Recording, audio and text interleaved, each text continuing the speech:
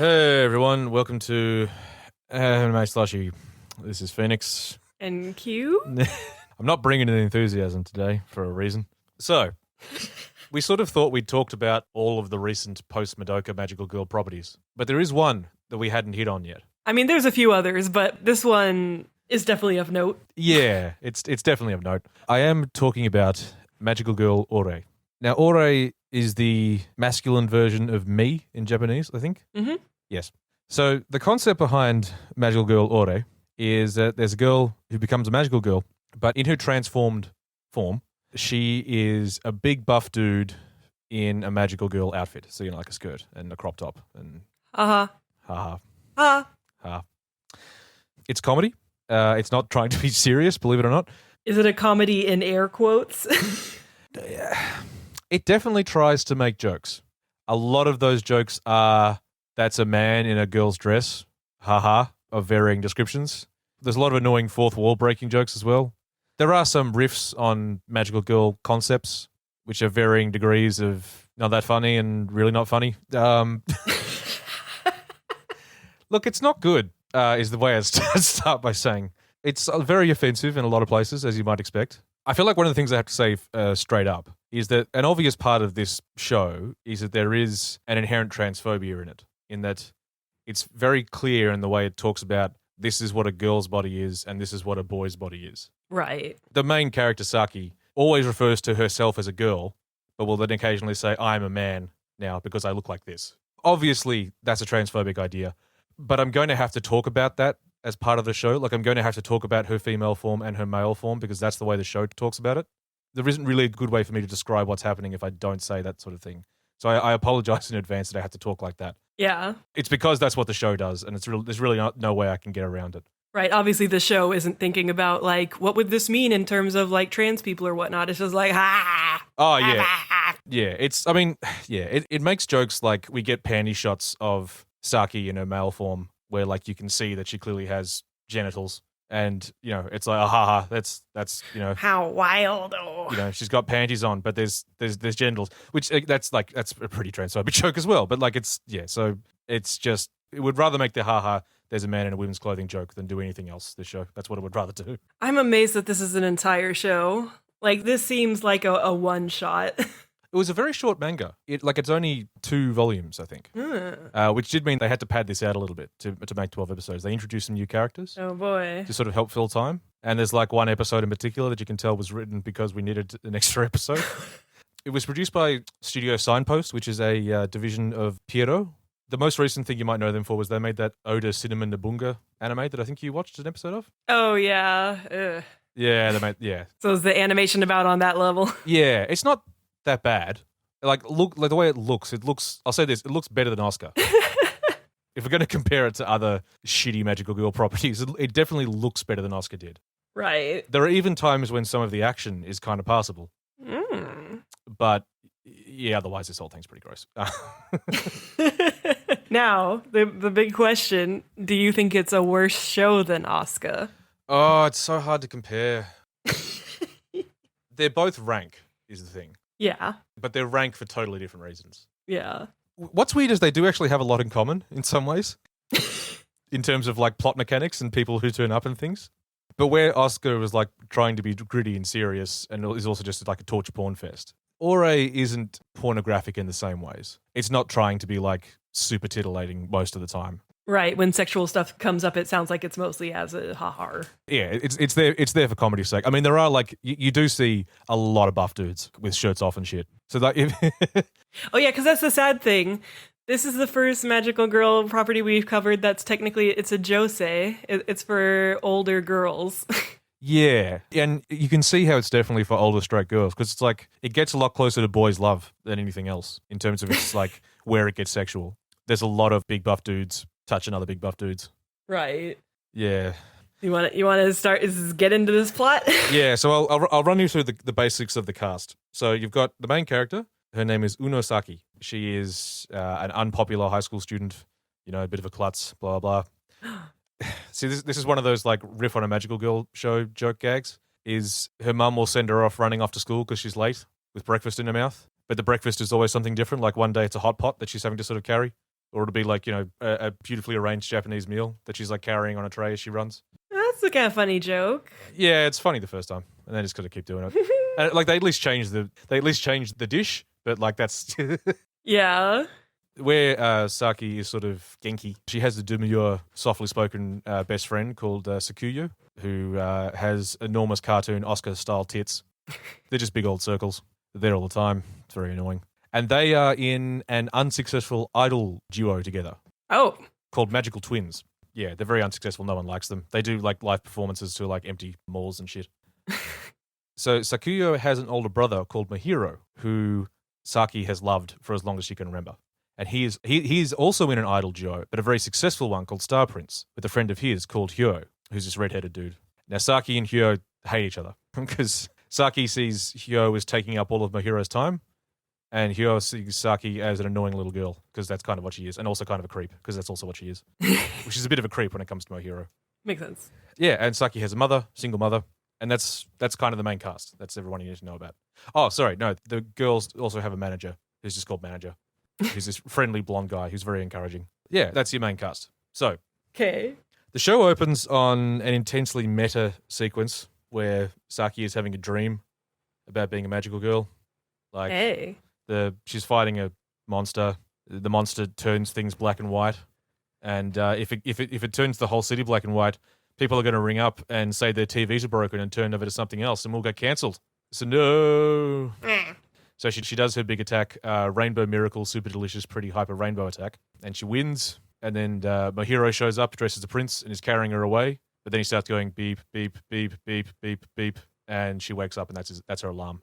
How wacky. Yeah, so it even starts like a proper. There's like I said, there's lots of nods to magical girl stuff. She has the dream before the day she becomes a magical girl. Right. Yeah. Anyway, so cut to what she was doing later today. It's her and Sakuya doing a gig to this empty mall. Now, so here's the thing. One of the joke with Saki is that she's not good at much. And what's interesting for her as an idol is that one of the things she's not very good at is singing. And they do that, as in when she sings it badly and out of tune, which makes it strange that there are multiple points in the show where they have them sing an entire song. Is it supposed to be funny that it's an entire song that's badly sung? Well, I guess, but that joke wears thin real quick. Yeah. You're just listening to her friend Sakuya is quite a good singer, but Saki can't sing. Like, cartoonishly is completely out of tune, and like to the point of being tone deaf. And they'll do a whole song. The first episode has like 3 whole songs in it. It's like when you go to karaoke and someone wants to like do a song in a funny voice. Yeah, and then it's like 30 seconds and it's like this joke is over. yeah, exactly. But anyway, we get an idea of how much Saki loves Mohiro because Mohiro and Hyo pop up on television singing, and Sakuya asks her a question, and Saki is sloppily making out with the television. And when I say sloppily, I mean there's like sloppy sound effects, and when she pulls away, there's like spit everywhere. Yeah, that's stupid. Anyway, the show is a failure. They go home. But when she gets home, there's this Yakuza-looking dude trying to kick down their door who's yelling to see her mother. And so when I say Yakuza-looking dude, he's a tall, skinny dude, older-looking, scars on his face, wearing like a white suit with a purple shirt, chain. So like a typical cartoon gangster. He spots Saki and like drags her inside as the manager and and Sakuya watch. And they're asking like, you okay? Do you want us to call the police? And for some reason, Saki's saying, no, I'm fine. It's fine. She doesn't know this person. She gets dragged inside. And it turns out the mum knows the Yakuza guy. So this is when it's revealed that Saki's mum was a magical girl, or still is. She's been a magical girl since she was 14. And she's still, despite being in her late 30s now, she still functions as a magical girl. And the Yakuza guy is her fairy, and his name is Kokoro-chan. Okay. Yeah, because isn't he cute? He insists he has a cute voice and a cute vocal tick. It's subverting expectations. Yeah. Anyway, the trouble is her mum's old and has a really bad back, so she's struggling to fulfill her duties these days. So Yakuza, Kokoro or Ko-san, has turned up to ask Saki if she'd like to take over. And, she gets a very basic contract. It's very straightforward. It's not at all played like she's signing up for something terrible. It's actually, it's very much played like, oh yeah, that'll be fun. You get powers, you get to fight things. For the most part, you'd be dealing with like thugs and like street criminals, but like there's occasionally demons, but they're very rare, so you don't need to worry about those. Now, there's a bunch of jokes about magical girls. Like the mum explains that magical girls were once a very popular genre of TV shows, but not anymore. Boo. Kosan also says that Saki was almost too old, but she's 15, so she's just stuck under the wire. He also promises her that you'll be stacked as hell and built where it counts, which Saki assumes means she's going to be like, bikini, huge tits type thing. So he's explaining the whole thing about fighting street toughs and demons, but don't worry, you won't have to fight demons. Oh, whoops, there's a demon. There's a demon. My cameras have picked up a demon. And he shows her the demon on his phone, and it looks like a Care Bear. It's like a little cherubic face, and a sort of bear mouth. Oh, God, it's Oscar! No, this is the thing that's closest to Oscar. It's weird. Because he looks like a Care Bear, but then it suddenly gets massively jacked, and it's really tall and has big muscles, like the things in Oscar. It's Halloween class! Yeah, they're Halloween class tisas. And I don't know, why do they all do this now? Why is this a thing?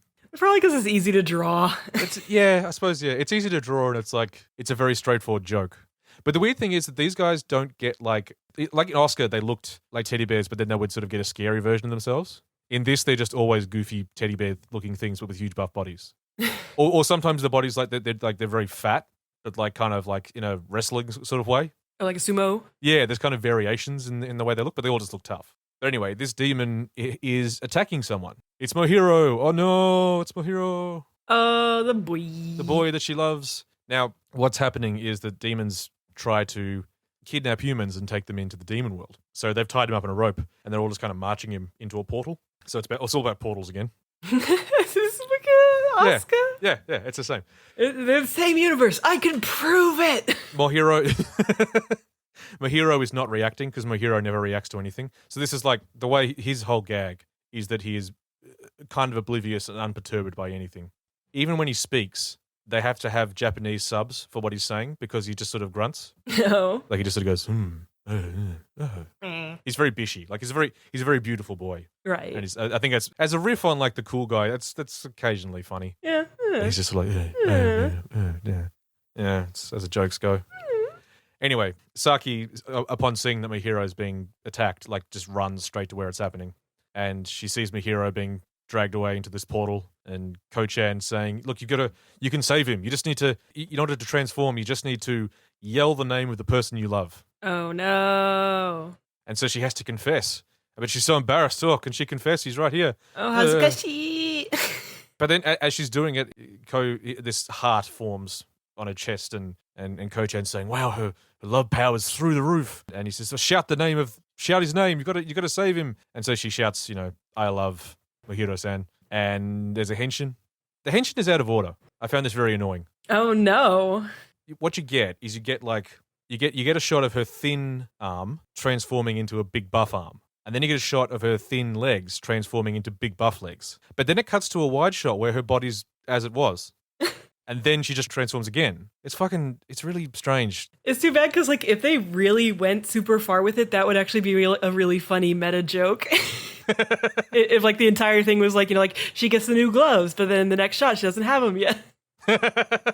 That could be really funny. It really, it feels very Sailor Moonish in the way that, like, she's surrounded by ribbons and it's all, like, the sort of space nudity. It's actually, what's weird is that in terms of when it's showing her body off in the henshin, it's very respectful. It's like TV's version Madoka space nudity, where it's just like a sort of abstraction. There's only like just the faintest outline of her body. There's no like. Yeah, it's not like Nanoha, almost completely rendered nude person. Yeah, exactly. Yeah, that part of the show was respectful. Points, I guess.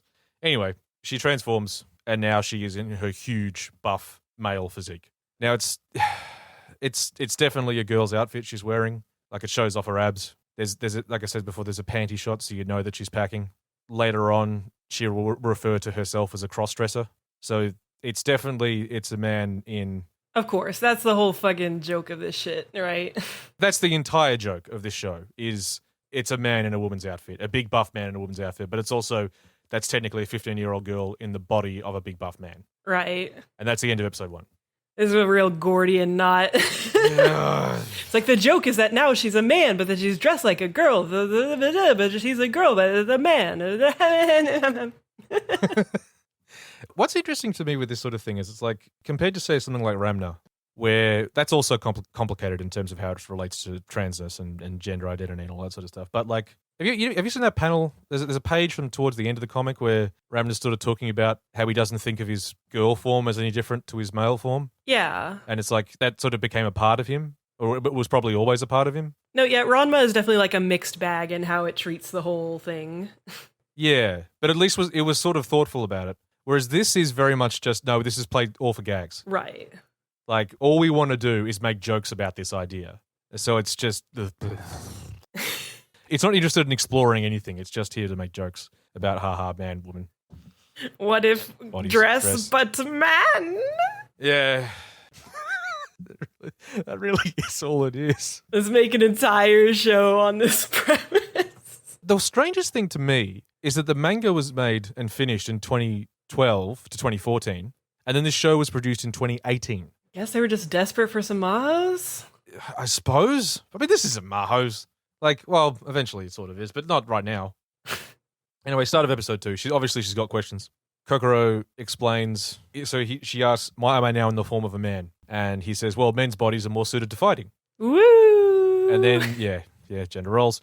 Then she says, okay, but then why am I wearing this outfit? And he said, well, magical girls have to be cute. And she's like, those two things contradict each other. It does a lot of that thing where the person reacts to the joke saying, that's a silly joke. You just said a weird thing! Yeah. Anyway, she realizes that she can't transform back because she has to keep her identity secret from a hero for vague reasons. So we get into some action. Like I said, the action is actually, like, compared to Oscar. It's so sad. It's incredibly sad, but it's actually halfway reasonable. It's like, it's almost a bit like, kind of like a JoJo fight in some ways, like a fist fight. Oh, what? It's just her punching the shit out of these monsters. Like, there's a lot of, like, still frames of a fist all the way in their face. So she doesn't have any, like, magic spells or anything? She just punch? Right now, she's just punching, but she's struggling. I see. Then she's struggling, so Kokoro says, throw your hairpins. Throw your hairpins at them. And so she's got these two little hairpins with, like, a little enamel strawberry on them, and she chucks them. And as she's throwing them, she's going, like, are these magic? What are they? Like, what's the effect they're going to have? And then they explode. It's just, like, a massive explosion. They're just a bomb. And then she says, do you have anything else? And Kokoro says, I have this gun. She says, I don't want a gun. It's not cute. After some begging, she gets a wand. She does a big pose. It's like it's very much like a card captor Sakura type thing with a heart on the top. Yeah. She does a pose and like, now I'm going to fight you. And then goes, what does this do? And he says, doesn't do anything. It's basically a club. So she has to beat all of them to death with this club. And it's just a big pile of pixelated corpses. There's blood everywhere dripping from the wand after like a cutaway. This gag will happen a lot where a pile of like pixelated gore and blood everywhere. Like she's covered in blood. Yeah. That's the joke. I was just terrified because I was looking up pictures of this, and this article is titled Magical Girl Oria Season 2, Release Date, Characters, English Dubbed. There is not a confirmed Season 2, but... No, there's no more manga. They'd have to write entirely new stuff. Yeah, I really doubt there's going to be one, but for a second I was like, wait, what? No! Yeah, no, I don't, no, that's not going to happen. To be honest, this sounds strange to say, it actually has a satisfying conclusion. Oh my god. Well then. Anyway, now, what would be a funny joke in terms of, Saki's in love with my hero, and she thought that maybe if she saved him, he might fall in love with her. But what would be a funny joke in this situation now that she has saved my hero, but in this male form? If he's in love with her? Yeah, that's what's happened. Oh no, he's gays? To be honest, I think this is like, based on all the other things that happen in this show, I think this is like a radical universe where everyone is either bisexual or pan. Right, okay. Because everyone just falls in love with everyone regardless of form, kind of. Hey, this is actually extremely woke. Wow, what a woke property. I'm proud of you. Yeah.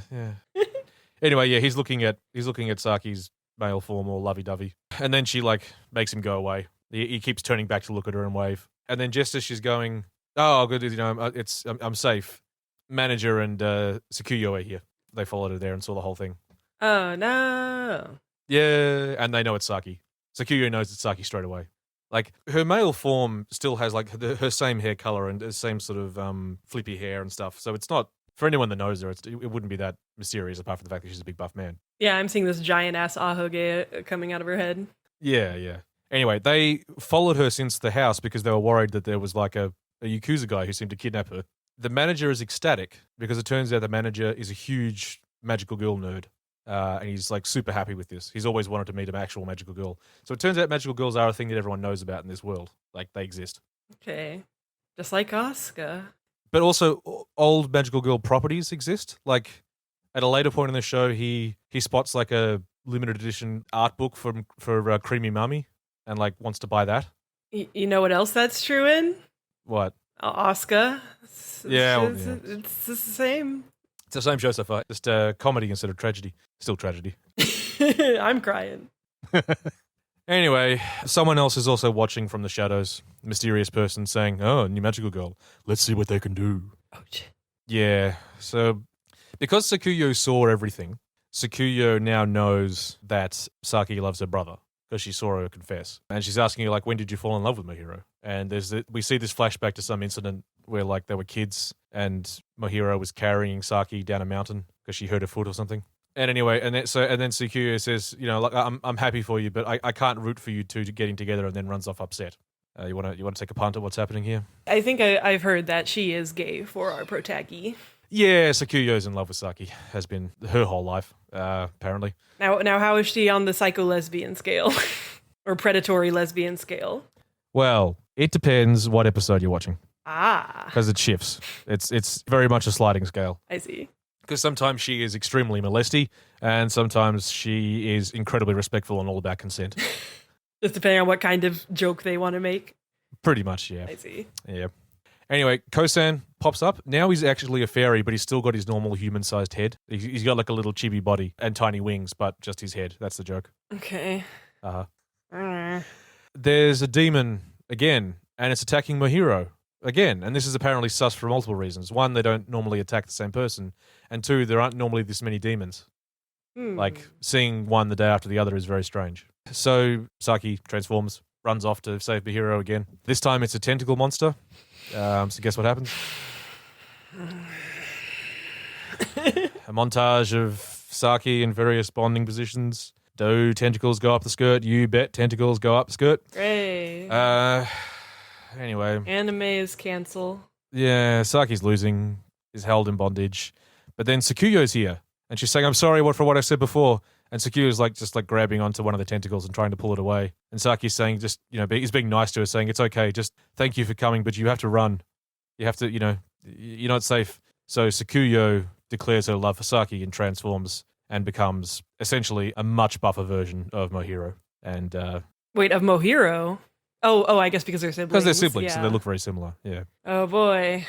And she's holding Saki in a princess hold in a pose and saying, "I love Saki." And then, next episode, they cut straight back to that pose, and Saki's saying, do you mean as a friend? And Sakuya yells, "I love Saki in a sexual way." That's kind of funny. Yeah. There's occasionally lesbian jokes that are sort of funny. I hate to say it, but there are. Yeah, because, that's such a, normally that'd be the problem with anime, because girls can tell other girls, "I love you so much," and it still won't be clear that it's a romantic thing. Yeah. So I want it to be very explicit in a sexual way. Yeah, well, actually, then Saki says that because that's the way they hammer home every joke. She says, "Well, there's no room for ambiguity there." So, Oh, that's kind of funny. I'll take that single joke. Occasionally it's funny. Anyway, so the majority of this episode is a flashback to them as kids. And it goes on for a fucking long time. So we see Kid Mohiro singing, because even back then he was a good singer. His song is weird though. His song he's singing is, "I don't really like carrots, but I like them better than cellophane tape." It's stuff like that. And it's Oh, wait, but I guess when he sings, he can actually make words, unlike when he speaks. Yes. When he sings, he can actually make words. I see. And Saki is watching him sing and is so taken by the singing. And Sakuyo is annoyed that Saki is giving Mohiro so much attention that she just yells, "Your songs are weird!" And Mohiro gets sad. Uh-huh. Sakuyo started singing because she saw Saki loved Mohiro singing. So this was explicitly a way to try and make Saki like her. I see. But then Saki sees her singing, and they start singing together when they hang out. And there's like there's what's actually like a weirdly sweet montage of the two of them as kids just running around the countryside while they sing and like sort of play and look at things and stuff. And it's weirdly sweet. Yeah. I wasn't expecting it to be like, oh, that's actually sort of cute. It was. But anyway, on the way back from somewhere, they fall down a thing, and then Mahiro has to come and find them. And like he gives his jacket to Saki because she seems cold, but then Saki gives it to Sakuya instead. And that's when Sakuya really fell in love with Saki. That's kind of funny, actually. But then while they're waiting for help to arrive, he sings, and like animals appear from the forest, attracted by his singing, and like guide them out of the forest. Oh, he's that powerful. Yeah, his singing is like, and that's not like a joke thing. That's what happens when he sings a lot of the time. Animals appear. He's like a Disney princess. Yeah, essentially, yeah. He's actually, there's quite a few times when they abstract things where he is drawn in like a Disney princess's dress. I see. When he has to be rescued. So I guess that's the parallel they're making. Anyway, like I said, this story goes on for like 10 minutes. It just goes for fucking ever. Look, we got 12 episodes to fill. Yeah, no, there's a lot of times where they will do a flashback where they'll just play like a 1 minute chunk of the previous episode.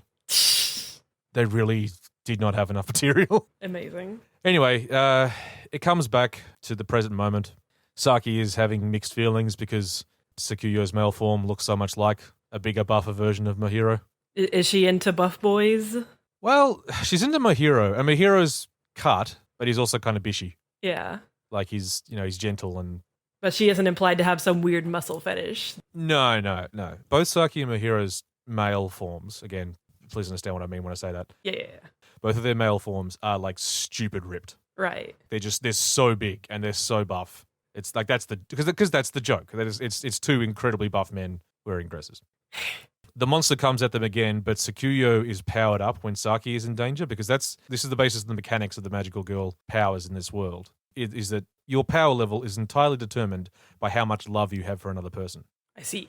That's how it works. So, and it's also like how much love you feel in that moment as well. So now that Saki is in danger, Sakuya goes absolutely berserk and like bashes the monster into bits with her fists. And of course we get the shot of the fist dripping with blood and another pile of pixelated gore.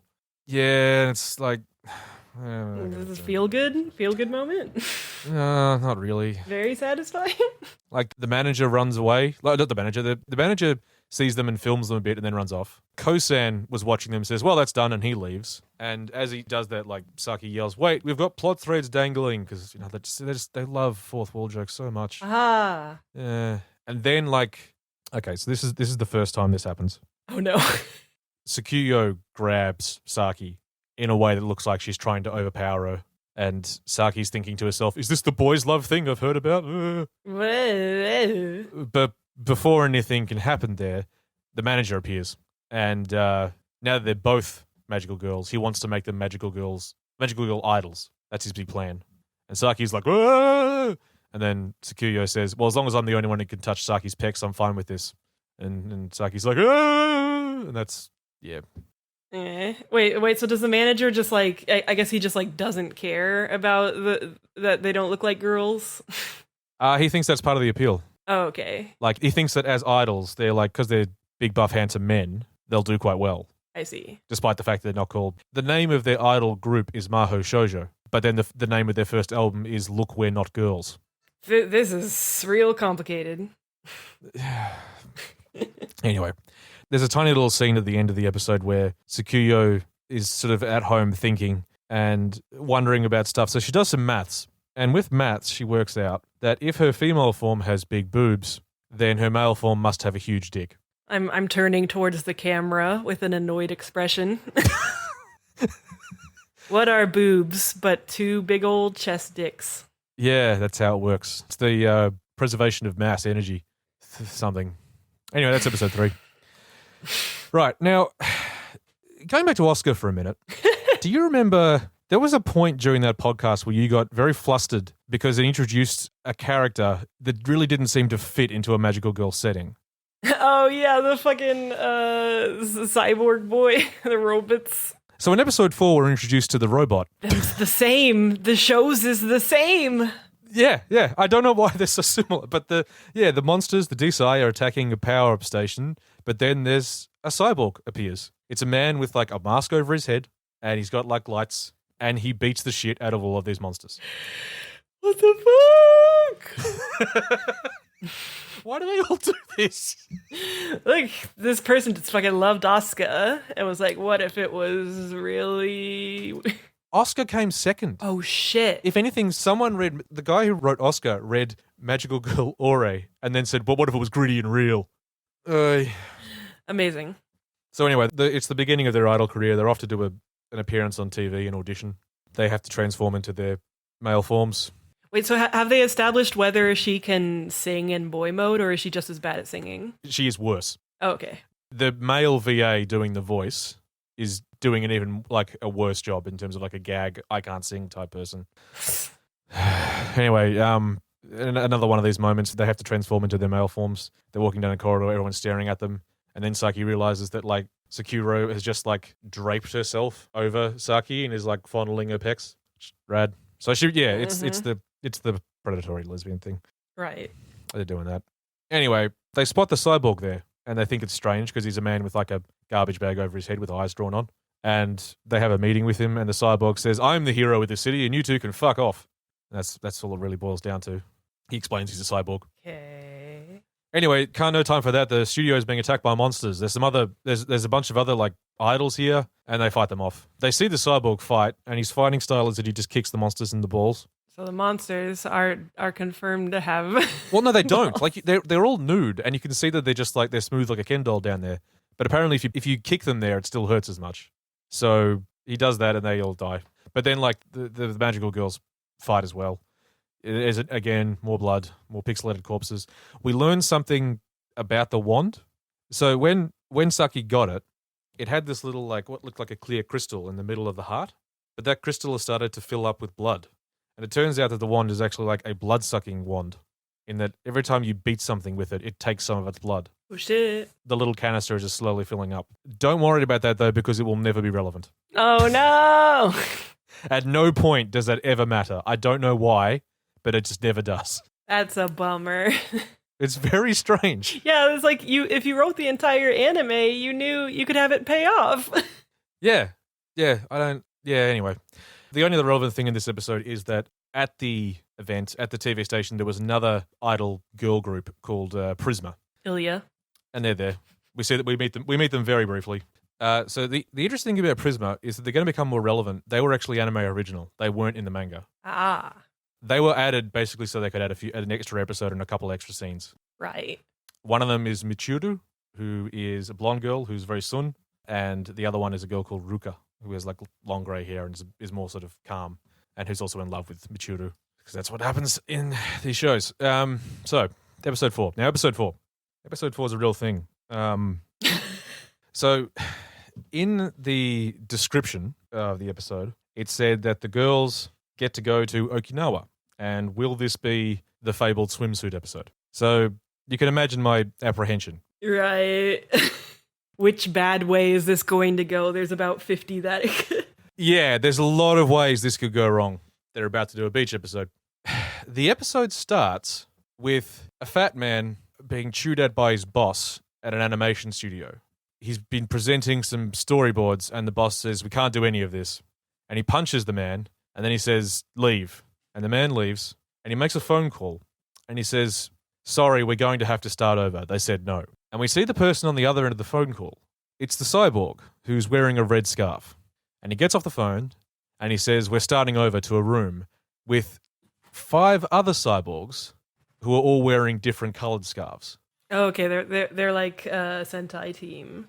Yeah, and they're discussing how we've only got a couple of days left to make the episode, but they're going to bring in these new ringers to do a new episode, and the cyborgs just have to help them out. And they say, oh, well, it better work because we have to do it before he awakens. And he opens the curtains, and there's like a Godzilla standing still in the middle of the city that has like, instead of a Godzilla head, it's like one of those animation brown folios, but it has like a jaw with teeth. Okay. And that's the start of it. So what this episode is... It's meta. the entire thing is just this stupid meta joke about making anime. It's like, That feels like one of the most, what do you call it, stereotypical, stupid go-to jokes for like, oh, we need another episode in this comedy. What if we made a joke about making an anime? yeah, it's the laziest go-to bullshit episode. Like, if you were actually invested in this show, you're a bad person. But if you were actually invested in the show and you were watching week to week, and this is what you got in week 5, you would be pissed. I mean, you would deserve it, probably. It's also like, it has the feel of an episode of Pop Team Epic, except they stick on the one sketch and there's no jokes. Yeah, it reminded me of you describing Pop Team Epic or the Dino and Gal. Yeah, it's that sort of thing where it's like, the jokes are all like, all the actual jokes for the most part are jokes about working in the animation industry. So this is a thing that is entirely insular. It's not really funny to anyone who doesn't know what you're talking about, because they don't like, the majority of the scenes are just taken up with them just sort of, they just flick back and forth between discussing making this episode and discussing what are they going to do about Cheezilla. So the monster is a mix of a monster and a human who fell into a lake while he was playing Pokemon Go. He fell off a bridge. Yeah. But this guy had to like finish an episode of an anime. So in order to stop his rampage, they've got to finish the episode of the anime. And yeah, it's just endless jokes or people explaining how anime works and how like the town he's heading for is Suganami, because that's a place where a lot of anime subsidiaries are, apparently. Like, it's his main industry. Like Bones and Sunrise are headquartered there. Phoenix, maybe you've never heard of an important writing principle called write what you know. No, this is the thing. I've talked about this before on some of the other podcasts, but like, this is the thing that happens in Australia too, where like you get writers who make TV shows about making TV shows, or just the media in general. Or they make a show about working in an ad agency, or they make a show about, and it's always a mistake. But you're supposed to write what you know. Unless you're doing something that's like a hard satire and it's about something that actually kind of matters, like say news, or there was a very good series about the 2000 Sydney Olympics and the fucking schmozzle that was. But like, if it's just about like, there's nothing inherently important about like making ads, for example. Wait, the what that was for the Sydney Olympics? The schmozzle. Schmozzle! Disaster. Yeah! But anyway, so it's like, it's one of those things where if there's nothing inherently important about what you're doing, then it's not worth satirizing. And also, you haven't satirized it. You're just literally describing what's happening. But you've inserted this stupid Godzilla thing into it. Okay, but animation is very important to me. Just not the ones that these guys are doing. There's a lot of jokes about how if Suganami is destroyed, there'll be no more anime. And then all the people in the government are going, but they said there'd be a second core. You know, no, there won't. Oh, there is a bit where like they make a reference to America and about how they have to hurry up or America are just going to come and bomb it all. And the American representative is an overweight blonde woman. Destroy them, America. In this one instance, you are justified. And then at the end, the magical girls show up and defeat Godzilla, and it's fine. And they all stand around going, wow, that was a dumb ending, which doesn't get you off the hook for writing a dumb ending. Oh my God. And that's episode 5. I hope the scripter for this episode was paid $5. It's just, I hate this as a thing. It's the laziest, most self-indulgent crap. And I just, ugh. Yeah, it's so you did not give a fuck. What's also funny, though, is that, like, we have, like, 3 little, like, cardboard cutout shots of Saki and Sakuya in Okinawa just, like, enjoying some food or getting back from the airport going, that was fun. And I think part of the joke is meant to be that we missed out on the beach episode. Oh, no. Yeah, I don't think they realized that's not the punishment they thought it was. So anyway, but look, as bullshit as that episode was, we actually didn't get the beach episode. Yeah. So that's positive, isn't it? Small blessings. Episode 6, Hot Springs episode. Fuck you! Oh, no! Yeah. I'm patting you on the head comfortingly. They did a Hot Springs episode. So this was a gig that the manager had booked before the magical girl thing, so they get to go to the hot springs and stay as girls. Isn't that convenient? There's a Mohiro and Hyo are here as well. They filmed a video clip here and they were going to leave, but weather, so they've got to stay the night too. What could happen? Mohiro and Saki share like a brief chat at the start where he's a bit nicer to her than he normally is. And then we get an actual straight up rape joke. Oh, good. Yeah, where like Saki and Sakuya are going to have to share a room. And Saki is saying to her, like, I can trust you, right? And then she's sort of thinking, what if she turns into her male form and I won't be able to fight back? And then we have a shot that is Sakuya in her male form smoking a cigarette while Saki, as a girl, sobs in bed. Yikes. Yeah. That's a yikes from me, Chief. Yeah. And okay, but here's the thing. This is one of the episodes where Sakuya is not the predatory lesbian because she looks at Saki and says, I believe in consent, you know. This time I do. Yeah, this time. Not all the other times I groped you and did weird shit, but for the purposes of this episode, I do. I also, I don't know how they actually phrased it, but I like the idea of I believe in consent. Like, as a concept, I do think it exists. It's out there somewhere. It's not in this show. No, well, she just says, I wouldn't do anything you didn't want me to do. Yeah. Yeah.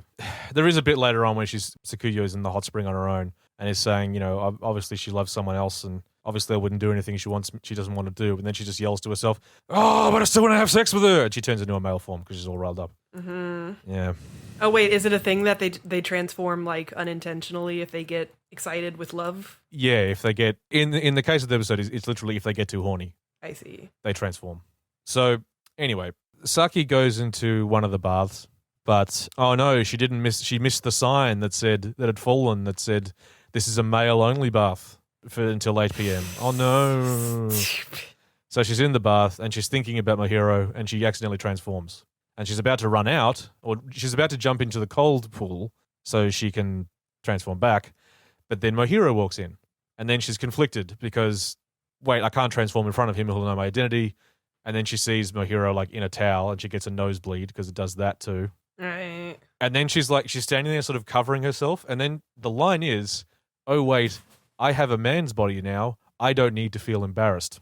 Yep. So that makes sense. You know, like girls' naked bodies, embarrassing, hide your shame. Boys' naked bodies, okay. Well, to be fair, I mean, in this case, it's like, oh, I'm not in the wrong section, I think is the idea. Yeah, bullshit. Potentially. It's a different kind of bullshit. Yeah, potentially. There's still that. I feel like there's still an implication of the differing ways that like women's and men's bodies are treated. Yeah. Yeah. Anyway, so she's in a male form in the bath with Mohiro. She refers to this as being a pervert's dream. Yeah, I mean, yeah. Yeah. So she's like checking him out. Gross. Yeah, and she's looking at his dick, and she goes, "No, I mustn't look." And then she realizes that they've been staying in the bath too long. So, oh no, she's transforming back. One of her arms is like turning back into just her regular arm. So she has to look at his dick in order to keep her love power up. And it's just a scene of her looking at the dick, and you see her meter go up, and then it starts to drop down. So she look at the dick again. And just look at the dick again. I just actually put my face in my hand instinctively. This goes on for like a minute. Whew. So the whole thing is that like she has to stay horned up, or she'll transform and he'll see. Right, it's like Crank, except with your boner. Yeah, although then I'll say this for this show: they never ever make a joke about either of the girls having a boner in their male form. That's interesting. I wonder if it like is too real or something. Maybe, yeah. Yeah, there's a lot of potential to unpack there. There's so much, but this is a very shallow end of the pool type situation. Get Freud up in here. I want to unpack this. Yeah. Anyway, so like Mohiro's going to go get in the cold water, but then to head him off, she says, "No, what if we go in the sauna?" So they're staying in the sauna, and she's dying because it's so hot. Just fucking leave. Well, no, but like Mohiro keeps following her around because Mohiro's in love with him, her male form. Oh, right, and of course he doesn't respect people's privacy either. Well, I mean, it's a public place, but so the thing is that he goes to leave, and then she's like, "Do you want to?" And saying, "Do you want to come get in the cold pool?" And she says, "No, I'm in the sauna. I could stay here all day." And he's like, "Oh, I see. It's a manly competition." So he sits back down, and then she's like, she shots of her where she's like, totally dehydrated corpse. Blah blah blah. That's the joke. Anyway, Sakuya has been wandering around, trying to find her, and then realizes what's happened. So here comes the one joke, the one time in Ore, I actually laughed quite hard. Okay, I'm braced. So what happens? I need some music to explain what's going on here. Oh, no.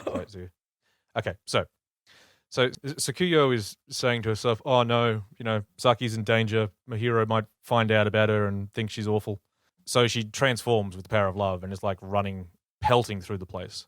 And this song starts, and this is a piece by Bach called Air 2.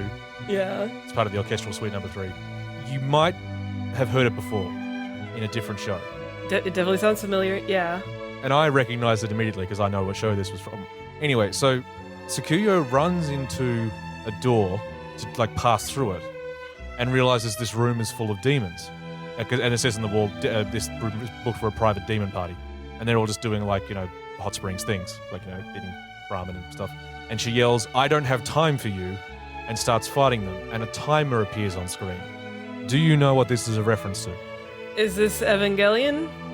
This is Oscar fighting the production models in Evangelion, end of Evangelion. I see. Where she's only got a minute to fight them in, and classical music is playing while she's doing it. Yeah. And the music, yeah. I'm an even nerd, so yeah, this one got me. I laughed. No, yeah, I didn't remember the scene. I just guessed that it was Ava based on the fact that you enjoyed it so much. Yeah. I have no excuse. Yeah, it was specially targeted. Yeah, it was a stupid gag, but yeah, it was. I just really wasn't expecting it. It kind of got me. Yeah, well played TV show. Anyway, she manages to beat them up in time. She gets to the thing, and she manages to, with her regular form, distract Mihiro and say he's got a phone call, so he has to leave. 'Cause at this point, Saki has run out of energy and transformed back, and Sakuya princess carries Saki out and puts her to bed, and doesn't do anything to her. She just takes care of her. And this is what I was saying. These are the episodes where, this is one of the episodes where she's just nice and protective. Right. She's a good lesbian. She's not a predatory lesbian. But the key little detail from this episode was, as she was taking Saki out, she saw a little button on the ground outside the baths.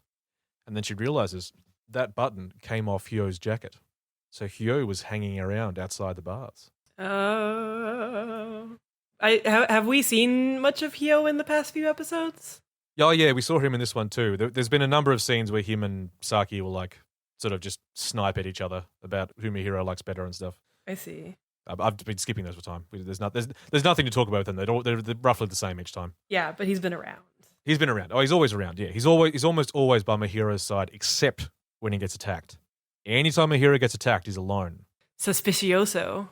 Suspicious, and he has like a villain's face. He has like the villain's sort of thin eyes. Oh, really, really wide mouth. So he's very this is going to be a bad guy. Yeah, basically, yeah. Okay, episode 7. So the breakfast this morning is shabu shabu. For breakfast? Yeah. That's the joke. She's the, running, there's the pop with the right. Yeah. Something's wrong with Mum. As soon as Saki's out the door, Mum sort of collapses onto the floor and is saying, "Maybe it's time." Anyway, leave that for now. Dun, dun, dun. Saki and Sakuya, each episode there's a reasonably significant time skip, usually a couple of weeks. Huh. So at this point, Saki and Sakuya are overworked. They've been hammering the magical girl idol thing, and they're getting work offers. People have started making horny boys love dojin about them. Isn't that great? Woo. But they're finally getting a CD. They're finally getting a CD deal. We get a bit of manager backstory about how he came to Tokyo to meet magical girls, but he didn't. So he got a job idling, managing idols. And at first he saw these two as just a gig, but over time he fell in love with their enthusiasm, and in a way he's really their biggest fan. And it's all very He takes them to karaoke to practice singing because they haven't sung for a while. Saki's singing has gotten worse. She tries to sing the Alpine Mountain song, dun dun dun dun dun dun dun dun dun dun dun dun dun. Oh yeah. Yeah. But it's when she sings that song, she's like dun dun dun dun dun dun dun dun, totally tone deaf to the point of being completely hopeless. Yeah. It's kind of stupid. And Sakuya has written a bad song about Saki, about how much she loves Saki, which includes the lyric, "If you mistook me for my brother and we made a mistake, I'd be okay with that." It really is they want to make predatory lesbian jokes, but they don't actually want to have her be predatory. Right. They can't commit to either way. No, because committing to it would make her too much of a bad character. But they want to do the jokes. It's either that or just like different writers had different takes on her. I don't know. Yeah, who knows? Anyway, manager has a go at being an idol. He's actually very good at it. Mahiro and Hio are in the next room. What a surprise. Saki's acting like a creep again. And then in the next room over, there's demons who were like hammering on the wall trying to get to where Mahiro was. They killed him. There's more gore. Wait, but Hio was with Mohiro when that was happening? No, he'd stepped out at this point. Oh, I He see. went to the toilet. He goes to the toilet. There's one episode where like they're running like someone's monologue about where was Hio this whole time. And like, but Hio keeps talking and he's saying, sorry, I was really stuck in the toilet for ages. It just kept gushing out of me like really powerfully. Mahiro, I wish you'd seen it. I don't know, that's kind of funny to me. Anyway. Okay, there's another plot point that they emphasize here that like will run over the next couple episodes that again doesn't matter. Saki breaks her staff from going too hard. Oh no! And it breaks before the little blood vial is full. And then like, oh, it's going to be a while before we can get another one. And she's like, oh no. But that's like, it doesn't end up being a problem. Cool. Yeah. At this point though, Sakuya points out that the monsters are always attacking Mahiro. And they're always where he is. We should think about who else is around Mahiro all the time. And she's like trying to lead the other two into what she's thinking. I don't know why she doesn't just like say it. Right. At the start of this episode, Kosan, the accuser fairy, went to visit Mum, and we cut back to just the audio of this rapey ass scene. Yeah. Where she's saying, no, please stop, and he's saying, your lips say no, but your body says yes, and it's like all this. It goes on for like a minute, and then of course, it was a massage. He was giving her a massage because her back's bad. Right. But I guess it was still a non-consensual massage. I don't fucking... Anyway. Yeah, they reinforce, Mum's still retiring. Mum's going to retire. Her staff is full of blood. Wait, but what happened with the collapsing thing? Didn't she collapse or something? Yeah, that's still happening. She's still, like, ill. Okay. In fact, at the start of the next episode, she's even more ill. But, like, it's... Yeah, it doesn't go anywhere, really. It's like, and when we talk about her being ill, it's specifically she has a bad back. But I don't know. Anyway, it doesn't matter. She's retiring, but she doesn't want to retire just yet. She wants one more week. Okay. Anyway, episode 8, there's a big launch event for the album with a couple of other idol groups. So Star Prince are there and Prisma are there as well. And they've all got fans there. We find out at this point that Michiru from Prisma, the Sun girl, has a crush on Saki's male form. Sure. But of course won't admit it, because she's Sun. Right. There's like a solid 2 minutes of footage from the previous episodes when people are remembering stuff in this one. There's a cum joke with actual cum. There's a poo joke. Wait, you can't just say there's a cum joke. Tell me about the cum joke. So this fan runs up to Saki and shakes her hand and says, I love you so much, I bought all your albums, and then gets dragged out because he was told he was banned from this event. And then Saki looks down and her hand is covered in a white gooey substance. What the fuck? And she says, I think that must be yogurt, and like wipes it off on her dress. But the framing of the hand, it's another Eva joke, even though I didn't pick up on this the first time I saw it. Oh, it's I'm so fucked up? It's I'm so fucked up. But it's like more cum than the Eva version. Yeah. Gross. Yeah, it was just, that's too much. No likey. Yeah, that's really weird. Especially because it was presumably this guy's cum. Yeah. He came in his hand and ran up and shook her hand to leave it. Anyway. Not a funny. And she's thinking, well, it's really rough being an idol. But then she meets a little girl who's made this origami for her.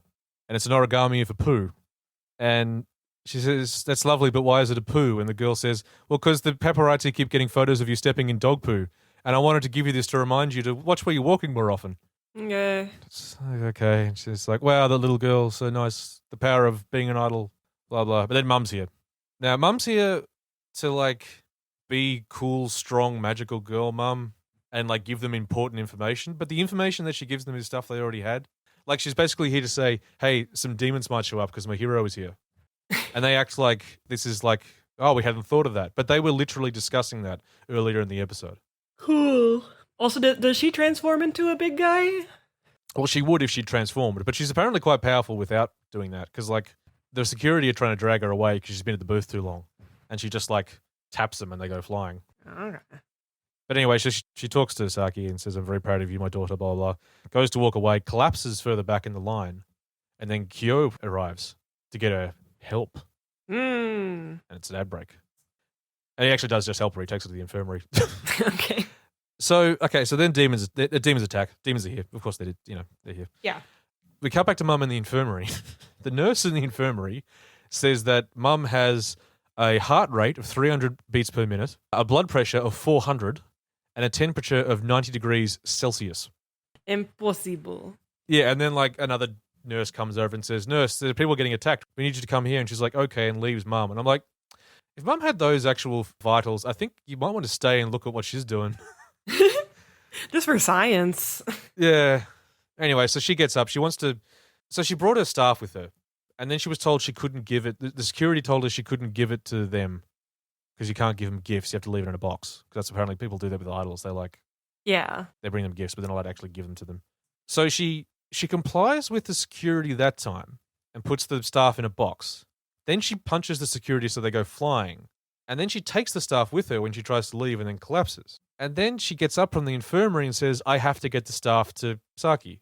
And starts like stumbling and staggering to get back with the... This is so confusing. Yeah. Anyway, then like the girls are struggling, fighting for once. And we see fans actually getting thrown into the portals, which is funny because earlier on, Kokoro said if someone ends up going through the portal, that's it for them. They're done. They're trapped in Demon World forever. And we never find out what happens to those fans. Okay. I think they forgot they said that. Rest in peace. And obviously Saki doesn't have a staff right now, so she's weaker. So instead she's just like squirrel gripping a bunch of them, the monsters. Sure. Because of course. Yeah. Kokoro shows up in the hallway where the mum's stumbling around. And you'd think, okay, well, he can go take the staff to Saki because he's literally like the fairy who pops up and just hands them weapons from like hammer space. Yeah. But Saki's like, I have to get to him. And she punches Kokoro, who goes down. Okay. I don't... Is that the joke, though? Like, oh, he could help, but she punched him instead? No, they just never bring it up. Well, maybe you just didn't get the joke. It's a funny joke. Anyway, so Saki's struggling, but the fans are like, "Go, we love you." And she says, "I can fight thanks to the power of idol fans." And they win. Lots of gore. Everyone's disgusted by the gore. Mum gets there and says like, "Oh, I guess I don't need to be here." But then, like, another monster comes in and is about to kick Saki in the head. And suddenly there's a big buff man protecting her. And it's Mum. She transformed. Oh, shit. And she just looks like older Saki with, like, a longer face. Makes sense. And then she hands over the staff and she collapses. And is saying, like, "I'm at my limit. I'm done." And, like, Kokoro appears in, like, a human form, but with huge angel wings. And takes Mum and, like, flies away up into the sky. Is she dead now? Then cut to after credits, they're getting the train home. And Saki was like saying, "What? So what? You weren't dead?" And she's like, "No, we're just going to the chemist to try and get some heating pads." Uh-huh. That's a diarrhea joke, and that's the end of the episode. Just for good measure. Yeah. Well, that's the one I mentioned before. But yeah, that's when they realized that like Hyo was in the toilet the entire time. He'd missed all of it. I see. So, okay, episode 9 is entirely focused on Prisma. This is like an episode that is definitely kind of filler. Right. Because like I say, there's only 2 volumes of a comic. They didn't have enough to work with. But I need them to get back to the important story. Here's the thing, and again, I feel weird saying this. I actually didn't mind Prisma. Okay. I don't know what it is, but their dynamic is just more fun than anything else in this show. Well, sell me on these girls. So Michiru is like, she's very much like a dopey Sun, but she's quite a well executed one, I thought. Whereas Ruka, who is in love with her, is like, it's not, except for a couple of moments, it's not particularly predatory. She just sort of, and it's not even necessarily love so much as it is like she just thinks that she's an incredibly cute dope. Like every time Ruka does something stupid, she's just like, "Oh my god, that's so cute." Okay. And it's the rest of it's hard to describe. It's just the dialogue is kind of nicely written. They feel a lot more natural than anyone else in the show. It's almost like the show writers wanted to be like, we're gonna make our own version of this dynamic that's better. Yeah, that's not as fucking stupid. Anyway, so the story of this episode is that Prisma are suffering from like a declining audiences, and that's kind of an issue. You know, it feels like they're coming to the end of their run as idols. Okay. And Ruka is quite okay with this. Like she's sort of saying, you know, we could do a big retirement concert, make a bunch of cash, that'd support us for a while. Whereas Michiru is not ready to give it up yet. She's like, you know, I'm an idol forever. That's what I'm going to do. No. Anyway, a guy called Happy shows up and asks them if they want to be magical girls. Okay. Yeah, because Ruka was sort of like absentmindedly saying, well, those magical girl idols are very popular. If we could be magical girls, we could probably spin something. And then this guy just shows up and says, "Hey, you want to do that?" Now he's not dissimilar to Kokoro. He looks like a younger kind of gangster, like I'm wearing sort of more modern clothes. This really is just like a rework of the show with their OCs. Yeah, it kind of is. Weird. Except Happy is a bit more of a Cube, so it's almost like a modern update. Like the contract he gives them is notably a lot longer and more complicated than the one that Saki got, and there's a lot of fine print. See? And he explains that Ruka has more than sufficient love power to become a magical girl, but Michiru, because she's not being honest about being in love with someone, her power is quite weak. But he says, we have a special deal we can do for you that'll double the value of your own love power. She's like, oh, okay. They basically they sort of deliberated over it for a bit, and then they decide to sign up and do it. Like when it goes to the ad break, they're sort of still going, I don't know if we should do this. And then like the eye catch of the ad break is them in their magical girl form. So it's like, oh, okay. Guess we're gonna do it. Yeah. Now, when you say them in their magical girl form, it's the same thing. They're dudes. They're like big buff dudes. Yeah, yeah. It was a brief scene where we see our girls and the manager. And the manager's talking about how he spun them like a huge concert. Like all of that fight at the signing and greeting event has got them all this publicity. So he's got them a new concert. And they're saying, well, how did you get this concert, this big hall at short notice? And he says, well, Prisma were going to play there, but they're worried they couldn't fill the seats, so they cancelled. And Saki's apparently a big Prisma fan, and she was quite sad that they seemed to be on the way down. Anyway, so back to Prisma. They sign up for MGing. Now, they don't fight demons at any point. They are just fighting like street toughs, like JoJo style, thugs. The way it's supposed to be. It suggests they may actually kill them because Ruka says something about like, is it really okay to just leave these guys to bleed out like this? Civilian justice. Yeah. Anyway, there's a long montage of them fighting. At one point, Ruka saves a cat, just so you know. Mm-hmm. This is where things get weird. Michiru is frustrated because it doesn't seem to be translating into publicity as rapidly as she would like. It's starting to get them some fame, but they're sort of being referred to as copycats. And the other problem is that, like, for some reason, Michiru's male form is aging rapidly. What? Yeah, he's getting old in a way that Ruka's isn't. Eh? And Ruka says, oh, I don't care. I still think that form is totally hot. So yeah, there's your bi-pan icon, I suppose. Yeah. Ooh. Is it because she feels old? Is it like Steven Universe? No, it turns out it's because her love power is weak. The deal she signed up for means that her love power is being used up twice as fast as it should be. Oh, no. Her magical girl form is aging rapidly, like faster than she is.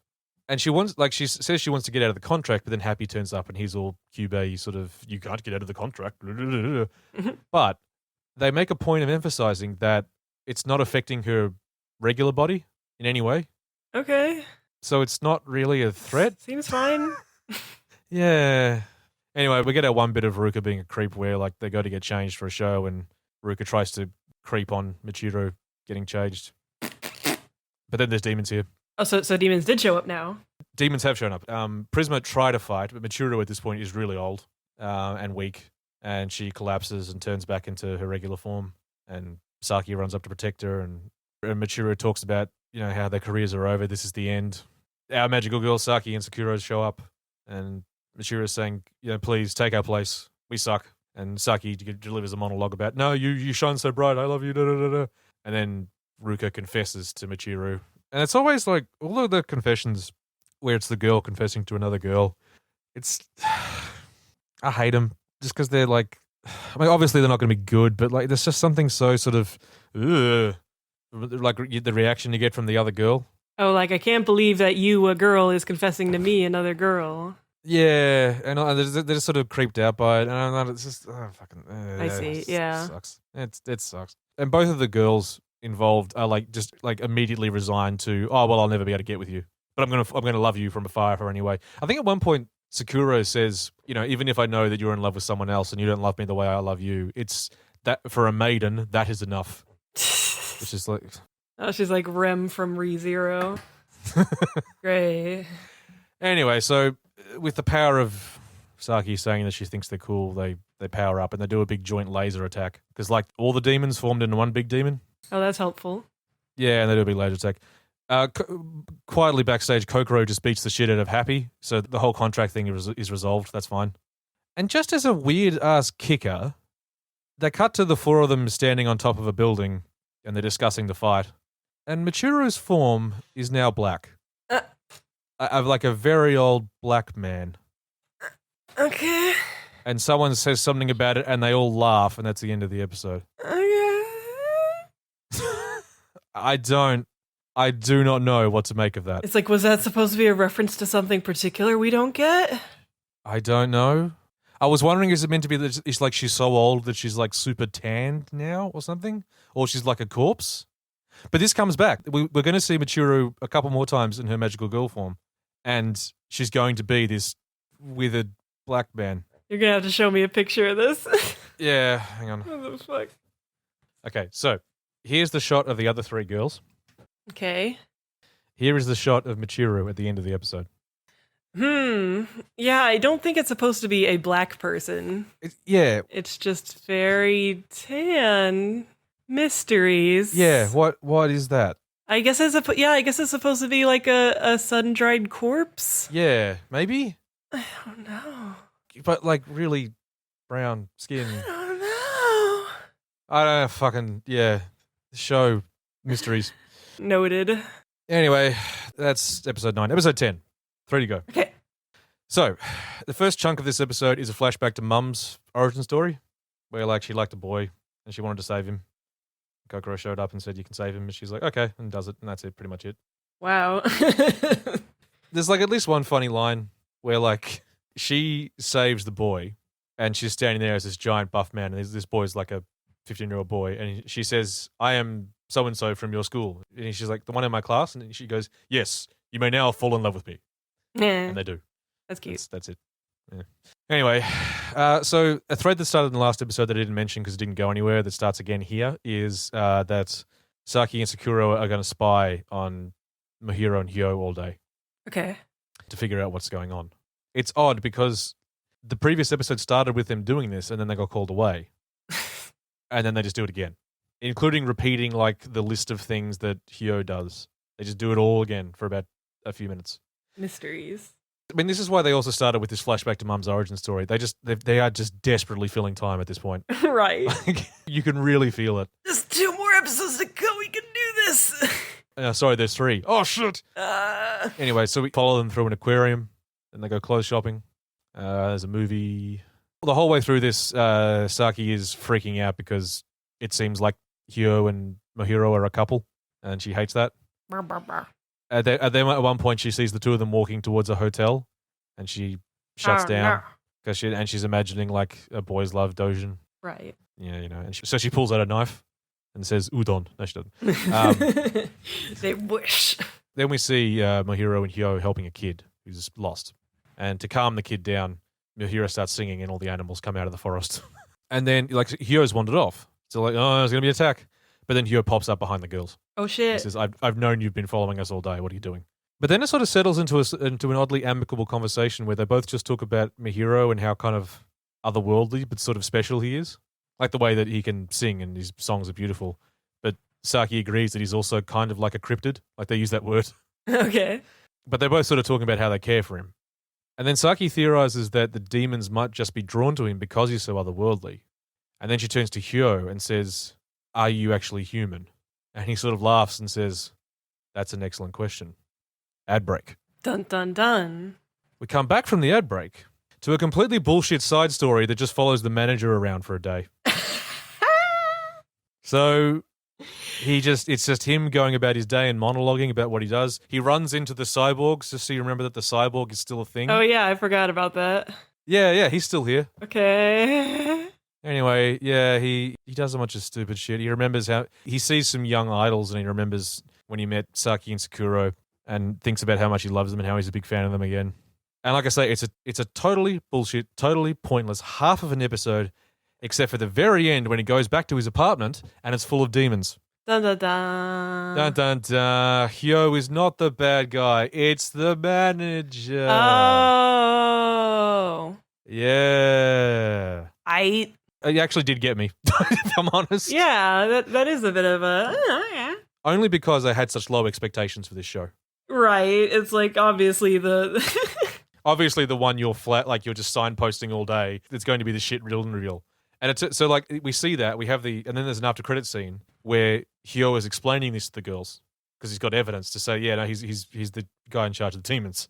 And Saki says, but wait, I asked you if you were human. You said that was an excellent question. And Hyo says, yeah, it was. Listen, call your fairy over. That'll explain everything. So they call Kokoro over because we actually sort of realize Hyo and Kokoro have never actually seen each other because like Hyo's sort of like a side character. And Kyoko arrives. And then he just starts stuttering and stammering, going, it's you.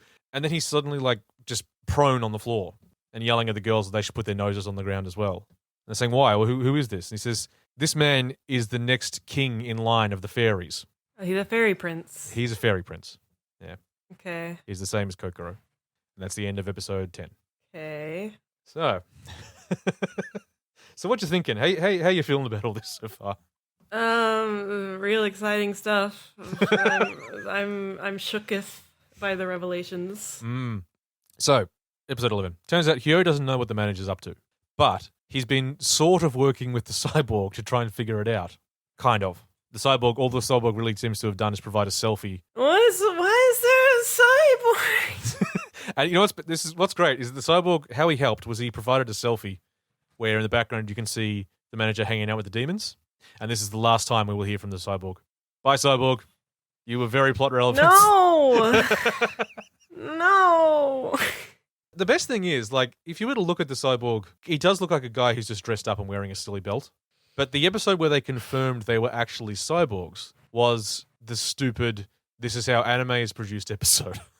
That's the one where you actually see inside their bodies and confirm they are all, like, robots. They're barely even cyborgs, to be honest, because they don't seem to have any human parts. Why is he here? And it's also implied that there actually are 6 of them, like there are in that episode. He isn't just the one. Because I think there's an after credits scene where you see him go home to his family of 5 other cyborgs. Anyway, so Hyo doesn't know what the manager's up to, but he's trying to figure it out. But then they look around, and oh no, Mohiro's gone. He's been shoved into a portal. He finally just got shoved into a portal. Because that's always, like, every fight, Mohiro has been, like, tied up and someone's trying to put him in a portal. This time it's actually happened completely off screen. Oh, okay. And the other thing is that portals are opening up all over town and demons are showing up and attacking shit. And a portal opens up on the top of, like, the Tokyo TV tower, the big radio mast. I know what Tokyo Towers. Yeah, I just I wanted to make sure I got the name right. Anyway, it's shooting at a ray. And what this ray does is it makes everything in the show more poorly drawn. And there's a subtitle that comes up that says, we're reducing the quality of the animation so we can get on with the story. We thank you for your understanding. Is this another ever again joke? What it is, it actually is like when they talk about it, they're saying like the world is turning topsy-turvy and falling apart because of what the demons are doing. But it's also meant to be a joke that the animation looks crap. Right. And they make jokes about the animation looking crap. Like we briefly cut to Prisma and like Michiru is disgusted by her badly drawn face, whereas Ruka thinks it's really funny and is making them take selfies. And the selfie goes viral. Okay. But at other times, it is just shittily drawn and in a way that doesn't feel intentional.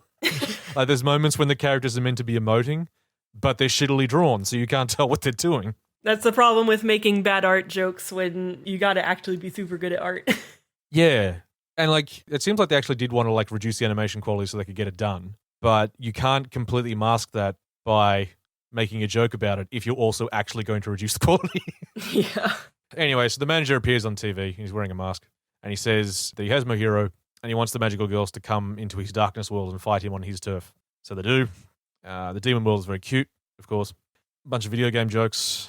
There's a door that says final boss and you hear a voice saying, game saved. LOL. Video games. Video games. All I want to do is play video games. Sakuya picks up Saki and like throws her through the door, and because there's a horde of monsters coming at them, and she's going to fight them alone. Oh no! So Saki can go and face the final boss. In order to power herself up, Sakuya pulls out thousands of candid photos she's taken of Saki and like throws them all around her to give her strength. Of course. Of course. Anyway, Saki gets to the manager. He does like a big villain reveal. You know, he's monologuing and ha ha ha, you fool. And then he yells cut. Mm-hmm. And the lights go on. And there's cameras and everyone sort of steps off set. Mm-hmm. And Saki says, what are you doing? And it turns out that everything he's done has been for Saki and Sakura. So, his backstory. He is a demon who works for the demon military in a department called the Otherworld Invasions Department. He was in a cushy job where he didn't have to do anything and he'd still get promoted, but he was bored. A minor position on Earth, which is a 4th-tier backworld planet, blah, blah, blah, they always do this, opened up. And it would have been a demotion for him, but he jumps at the chance to work there because he is a weeb.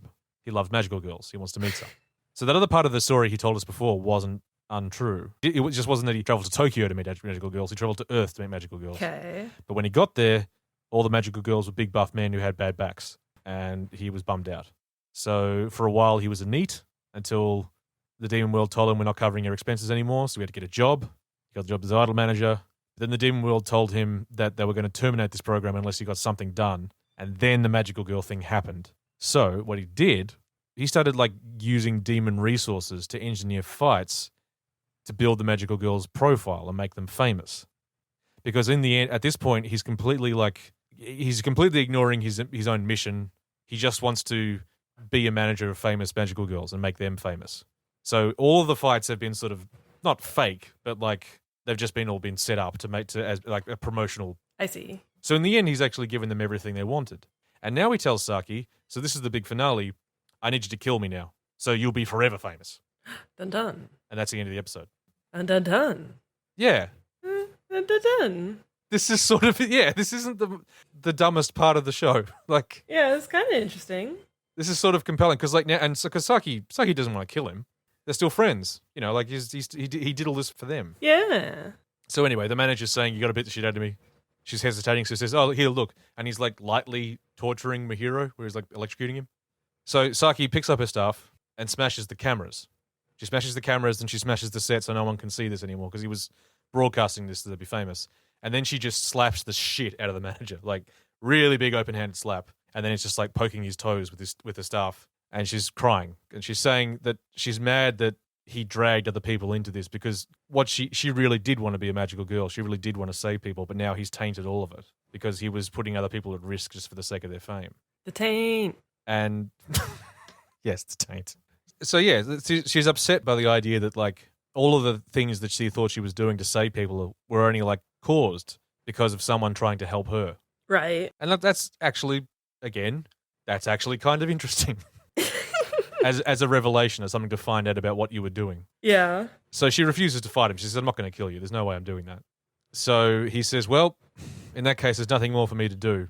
So he goes to pull a part of this building down on himself. It's like a stalactite. He's just like, so he's not even going to like take his revenge on her. He's just going to kill himself. Oh, no. But at the last second, he's yanked away by my hero. Hey. My hero grabbed the electrocuting rope and yanked the manager out of the way. And now, but unfortunately, now that because he did that, because it was electrocuted and he was using his mouth, his voice is shot. Oh, no. So Saki goes up to him and he's like writing letters on her hand so he can speak. And he says he just wanted to be useful to Saki. And she says she hasn't done anything for anyone. Like, you know, and then he points out that she didn't know what was actually going on. She just threw herself, you know, in the path of danger for other people the whole time. She really has been a hero. She's his hero. And then they go to kiss, like with Saki in her male form. And then Hyo pops in and says, no, we can't have that, and says that this stuff isn't okay in the fairy world, which, great, thanks. Oh, cool. Yeah, that's a fun joke. Anyway, he turned up with Kokoro and a bunch of other, like, fairy gangsters because he thought they were going to need to, like, fight someone, but they're not going to, so that's fine. They arrest the manager, but then they try to open a portal and they can't. And it turns out Sakuya has fallen and the hordes of demons are on their way. So this is the last half of the last episode. This is the thing. So like, it turns out the manager kind of fucked up in that there's lots of bullshit mechanics. But the basics of it is that the demons are only meant to be kind of dumb. But because he needed to make demons so fast because they were defeating so many of them, they accidentally learned how to reproduce and think for themselves. And so they now know they'll get to reproduce and take over the earth as long as they can defeat the magical girls. So big fight. Wait, but Sakuya, you said she'd fall and she's dead? Doesn't seem to be dead, just like collapsed. Oh, They okay. just left her there because the order was defeat them, don't kill them. Gotcha. I don't know why she's alive, but anyway, yeah. So there's a battle. It's all still shots because they've run out of money. Like, Yeah. it's very Oscar-ish, and like they're struggling and they're going to lose. But then, oh no, Prisma's here and Sakuya's here, and then So it's cool, and Sakuya and Saki do a team attack, which is Love Power Ultimate Super Dangerous Final Episode Rainbow Miracle Super Delicious Pretty Hyper Love Power Max Special. And it's a laser beam. So this is the thing. What's funny is that like where the show earlier on did actually have some decent like fighting animation, it's all lasers now. Yeah. Which is how you can tell they ran out of cash. It's just lasers. Oh no. Anyway, so and then their love beam is so strong it reanimates Tokyo, so Tokyo doesn't look shit anymore. Woo. Sakuya hugs Saki and asks if she can just stay there for a moment because Saki's pecs have healing powers. I guess Saki is I guess Sakuya is pan because it doesn't matter what form Saki is in. She's Saki sexual. Yeah. Anyway, the manager goes to jail. Saki and Sakuya walk off hand in hand as a shooting star. I don't know. Anyway, so cut back to later. They've quit being magical girl idols and they've gone back to being regular idols, which means that no one likes them because they're not popular. Oh. We briefly check in on Prisma. Ruka points out to Michiru that the magical girl she liked was probably an actual girl, and Michiru freaks out. What? Wait. Well, because Michiru liked Saki's male form. Oh, okay. And because she's a dope, it never occurred to her that, that's probably a girl, like we were when we were magical girls. I see. Anyway, my hero's getting attacked by just regular thugs, so the girls run off to save him.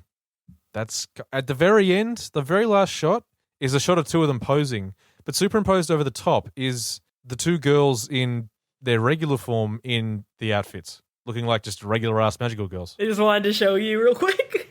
Yeah, just real quick and then show's over. Done. That's it. We could have had this anyway. And that's magical girl lore. Well, on a miserableness rating, this and Asuka, how you feeling? I think Oscar's still worse. The torture porn aspects of Oscar, along with like the underage shit in there too, is like pretty hard to get past. The offensiveness of this is very different, and it's a lot more specific in terms of all of the stuff. It's almost entirely connected to gender and sexual roles, right? And the way they just like they don't give a fuck about them and are making very like offensive allusions, right, the entire time and not giving a fuck. I mean, and it's also just like it occasionally hits a good joke, but for the most part, it's a pretty crummy comedy. No, yeah, I find bad anime comedy like one of the most miserable things to watch. Well, I guess this is not a high bar, but I have seen worse anime comedy than this. Oofa. If you're just going by the jokes and ignoring the offensive ones, right, they're occasionally capable of pulling off a joke. But obviously, the subject matter is just so gross. Oh yeah. Yeah, I honestly haven't touched on most of the gross aspects in a sense, just because like it's all there in the name, like it's all there in the concept. You don't need me to like blow by blow explain every bad joke. It's everything you think they might do. It's pretty much there. Except nobody ever gets a boner. Mysteries. Yeah, I mean, yeah. Mystery. I think that's part of the thing is that it was shallow end. They weren't like it's still meant to be sort of light and fluffy. Yeah. And doing boner jokes would have been like. I don't know. Is doing a boner joke really worse than a fucking guy leaving cum on your hand joke? But that's the thing. That one joke feels out of tone with everything else in the show. Yeah, that's fucked up. Yeah, no, it is. And I feel like it's almost just because it was the Eva reference, right? And maybe they didn't realize that was actually too much for this show. But that one was really the one where I was like, yeah. Whereas every other joke is just sort of like, Yeah, less sigh. Also, of course, ignoring the rape joke for the minute. Right. That one was also like wildly fucking inappropriate. I don't know, man. I mean, like of the two I've described, which of these sound worse to you? It's hard to judge from your position, but yeah, I feel like this one would be harder for me to get through. I think my eyes would just like start rolling off it. Oh, yeah, I had a hard time. The fucking animation episode, I had a hard time paying attention to it. Yeah. And it did take me a while to get through this series. I couldn't just like sit down and marathon it. I had to keep stopping because I just wanted to do anything else other than watch this fucking thing. But like the same thing happened when I was watching Oscar. So true. And the animation does look slightly less awful. Yeah. Again, if you're ignoring what's actually happening on screen, it's a lot more pleasing on the eyes. If that makes sense. It at least has like some color grading. Yeah, it doesn't look like complete trash the way that Oscar just looks bad. God. Well, I'm proud of you then, Ore. You managed to not be the new lowest bar.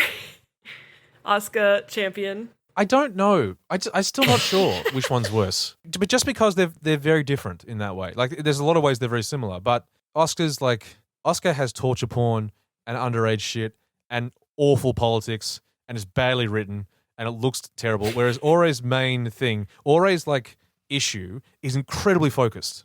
Yeah. It's all to do with the concept. If you were to yank that concept out, it's just a pretty crap comedy. You know what I bet Ori doesn't have though? A fucking bitchin' ass OP. You didn't tell me about it. You didn't tell our listeners about it. Asuka, guys, I love the Asuka OP a lot. It's way too good for the show. It's a banger. I like it. Hang on, let me find you the OP. Don't want it that anymore. I can't tell you anything about this fucking thing. It feels like a pretty generic sort of pop song to me. Yeah, I would expect this fucking show to have some generic ass OP. Okay, I'm going to assess it because I'm the only one who's a connoisseur. It's called Noisy Love Power, if that helps. Okay.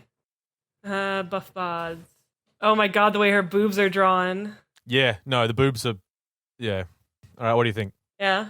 Not impressed. Yeah, Asuka wins in that category. Yeah, but Asuka, you know what it is? Asuka's butt rock. Yeah, but it's good butt rock. You say that about all butt rock. And there's actually some like unique animation in there with like the way that it transitions between different things. I don't know, it's a good OP. Well, okay, so Asuka wins for better OP. Yeah, in the Shitty Magical Girl Anime Awards by Anime Slushy 2020. I will say, I mean, I suppose in a sense, Ore is like unique in the Magical Girl shows we've watched. This is the only like bad gender jokes comedy we've seen. Congratulations. I don't know. Breaking new ground. It's definitely not connected to Madoka in any way. No. Yeah, but it's bad. Don't watch it. Yeah, thank you for your sacrifice on behalf of the people. Yeah, maybe like points maybe for having a plot twist and a situation at the end that I wasn't expecting and actually found it a little bit intriguing. I hate to say that that's the thing that happened while I was watching Ore. I don't know. I expected it to be lame, and at the end I was like, oh, this is actually maybe it was just Stockholm syndrome. I don't know. Yeah, you're just amazed by it literally doing anything. Yeah. Which is something to ask. But there's like, again, we talk about like it wrapped up its one story, unlike Oscar, which pretended there was more seasons coming. I forgot about that. Season 2 when? Yeah. 6 seasons in a movie. Well, there's more of the manga. Well, this also reminded me I need to rewatch Vivid Red and take notes. Because we are not out of post-Madoka bad magical girl shows yet. They're still out there. Vivid Red's the one with the butts, right? Yeah. It's all about butts. That's the only thing I know about it. Vivid butt operation. That's all you really need to know. It's very well animated though, which is what's so sad. Goddamn anime. Fantastic butts. Well, that's it for this nightmare. It's over. Well, we put this baby to bed. I'm going to watch something better next, I think. Yes, please do, for health. Yes. But thank you. All right, guys. Talk to you later. Bye. Bye.